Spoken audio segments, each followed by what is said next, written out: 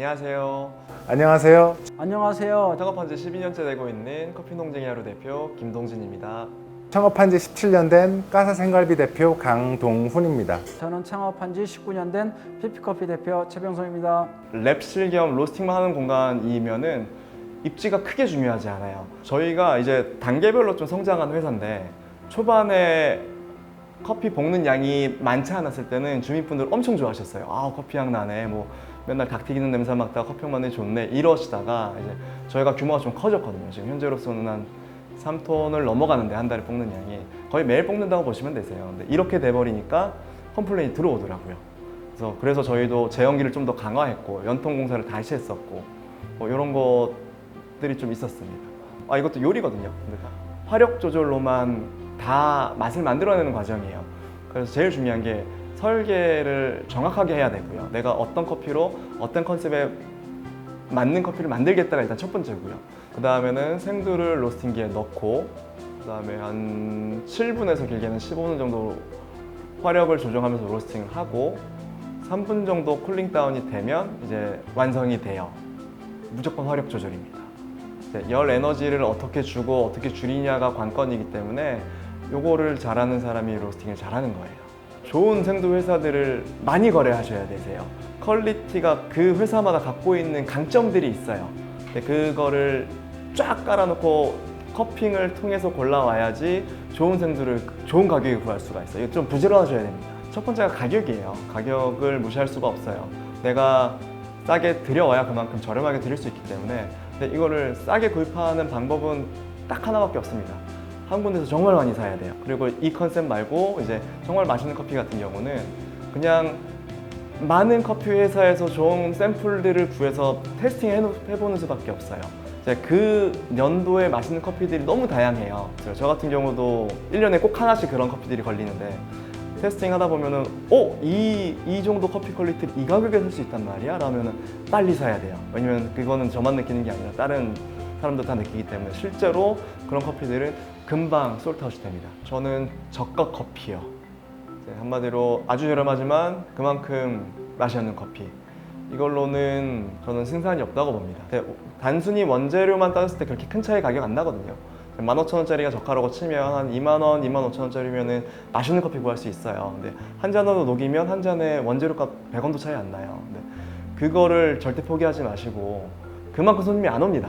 소비자들이 이제 너무 잘 알아요. 맛없는 커피가 맛이 없다는 걸. 이건 커피뿐만 아닐 수도 있는데 처음 창업한 지 2년, 3년이 정말 힘들어요. 근데 이걸 되게 열심히 잘 이겨내시면 다 보상받을 수 있으세요. 조금만 버티세요. 나중에 노하우가 쌓이시겠지만 처음에는 먹어봐야죠. 먹어보는 게 가장 확실하고요. 근데 나중에는 예를 들어 삼겹살 같은 경우 이렇게 판으로 들어오는데 그걸 들어보면 알아요. 좀 좋은 고기들은 탄력이 굉장히 있고요. 좀 안 좋은 고기들은 약간 처지기도 하거든요. 이런 것들이 좀 경험이 쌓여지면 노하우라 나중에는 그냥 들어보고 눈으로 봐도 이게 좋은 고기다 아니다 판단할 수 있습니다. 까사생갈비 창업할 때 목표가 와인하고 좀 사람들이 고기를 즐겼으면 좋겠다 그런 생각이 있었거든요. 근데 저희 가게가 소주, 맥주만큼 와인이 많이 나가요. 고깃집 중에서는 아마 이런 집이 굉장히 드물 거라고 생각을 하는데 의도가 좀 손님들한테 많이 통했던 것 같아요. 아무래도 규모가 크지 않다 보니까 사람 관리하는 게 가장 힘들죠.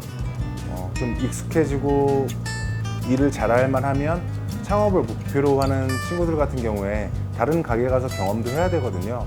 그럼 1, 2년 정도 익숙해졌다가 또 다른 가게로 옮기고 또 다른 가게로 옮기고 뭐 그러다 보니까 그런 사람 관리하는 게 가장 힘든 것 같아요. 아무래도 내 가게니까 내가 잘하고 열심히 하면 매출도 늘어날 수 있고 그 희망이 있거든요. 내가 열심히 해서 가져갈 수 있는 부분들이 많기 때문에 그게 가장 큰 장점인 것 같습니다.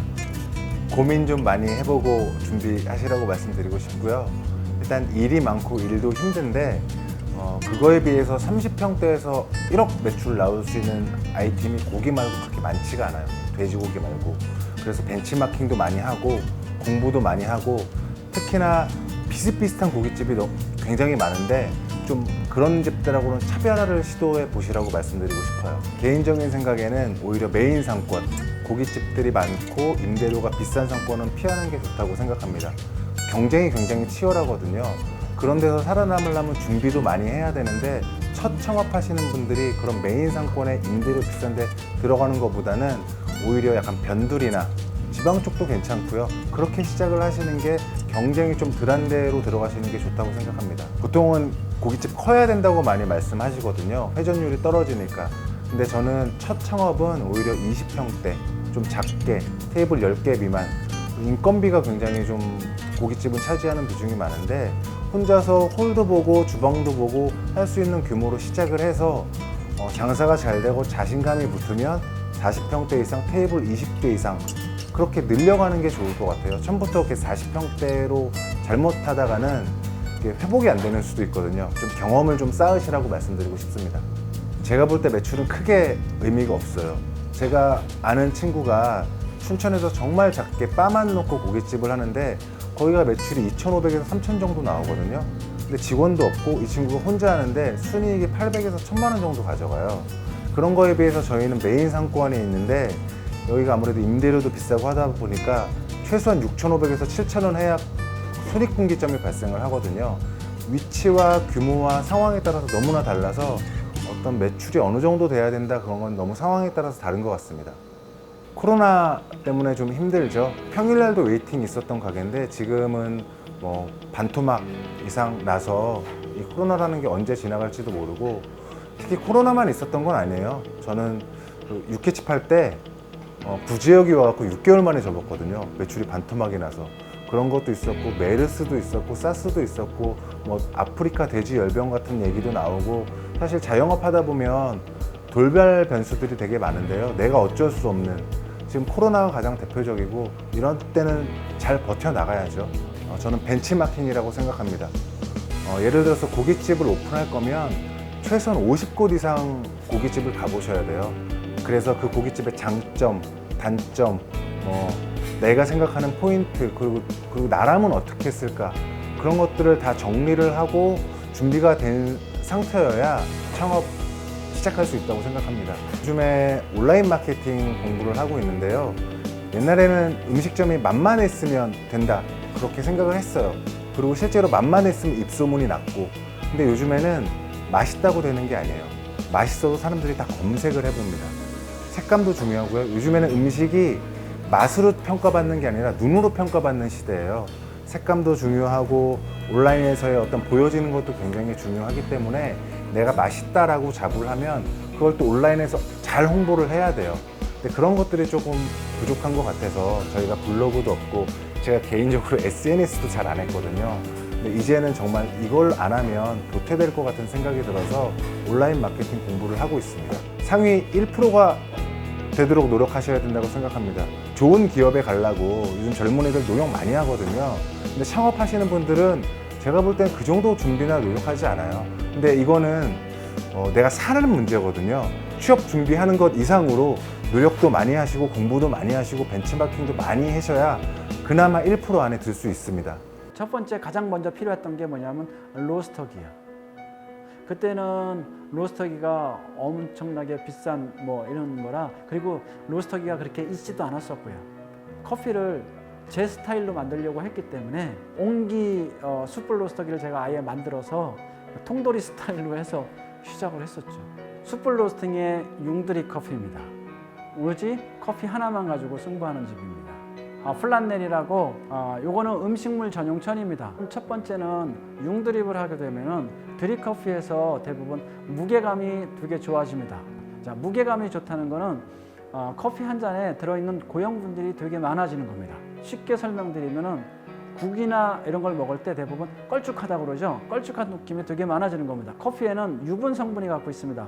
이 유분이 드립 구조에서 추출을 해줄 수 있는 거 저희 입에 가장 부드럽게 추출해 줄 수 있는 거는 페이퍼 드립이 아니라 융드립입니다. 그 기름이 조금씩 밑으로 흘러내려와서 커피 물에 떨어지게 되죠.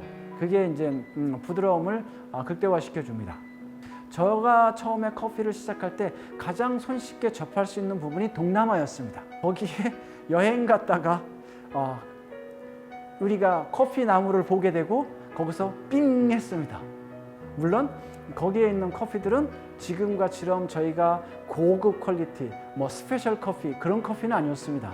로부스타라는 품종 아주 저거 품종이지만 그게 저한테 지금 농장을 할 수 있는 계기가 되어줬죠. 하와이 코나, 블루 마운틴.